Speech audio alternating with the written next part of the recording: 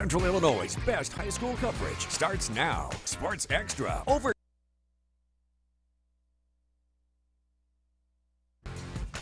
Welcome to Sports Extra Overtime, 30 minutes devoted to high school football. I'm Kurt Pegler. And I'm Matt McClain. It doesn't get much bigger than the METAMORA-Washington rivalry. They meet in week number 8. The winner clinches a playoff berth. That's right. Great Mid-Illini Conference rivalry. The Panthers on a 3-game win streak. Jared Grebner's Redbirds on a 2-game losing streak. It's 10-8 Washington at the half, and then some fireworks in the third quarter.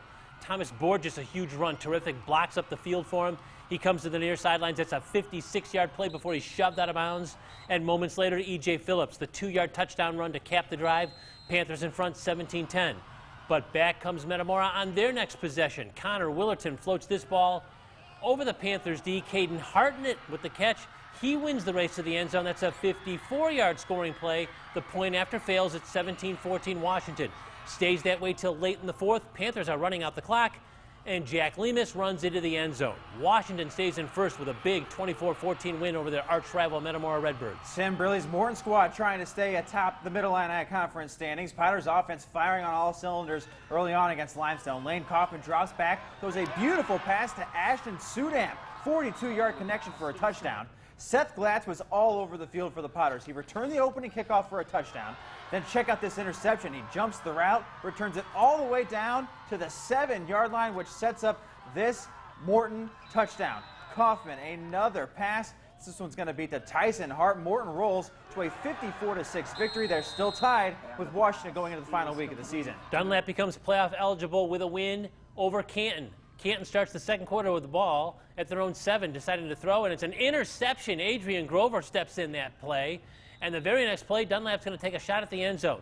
Leaping catch, Graham Glover. What a year he's had. And the Eagles have a touchdown there. Dunlap again on the goal line. The play action is going to be Lucas Sullivan. He's just going to fall into the end zone here after he makes this play. Get in. Dunlap is playoff eligible after a 48-6 win. Pekin's coming off of a big win over METAMORA. They take that momentum into this game at home against East Peoria. First play from scrimmage. Kanye Tyler runs it up the middle all the way into the end zone. Pekin is ahead early and often. Still in the first quarter, it's going to be Mason Vickery running it up the gut for another Dragon touchdown, running over a defender into the end zone. And Pekin's Kanye Tyler, man, he just got his number called again and again. This time it's up the middle, busts it outside. Tyler into the end zone once again. A big win for Pekin, 48-8. Big 12 conference leader, Normal Community at home to play Champaign Centennial.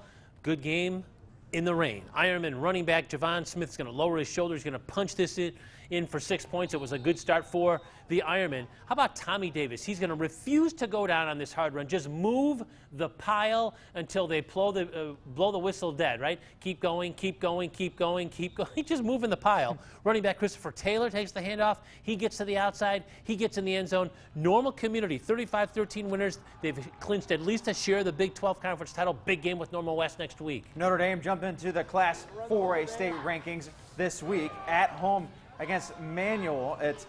Look at this, Irish with a nice fake dive. It's going to be Mark Anyawu with the ball on the outside, has the edge, 30-yard touchdown run into the end zone. Notre Dame an early lead. The Irish defense stout once again. 3 guys are going to wrap up here for P&D. Then on the goal line offensively, Notre Dame runs it in with Will Ludoff. P&D clinches a playoff berth with a 53-14 victory. Big 12 matchup at Richwoods, where the Knights are playing host to Normal West, and the Wildcats are on the goal line, and Colton Lindsey's going to get that tough 1-yard run into the end zone. A West touchdown. The Wildcats defense, the story. Nicholas Zapata with a great play on the ball here for this interception. Their secondary played exceptionally well. Later, a big West turnover turns into 6 points. Tanner couples the interception.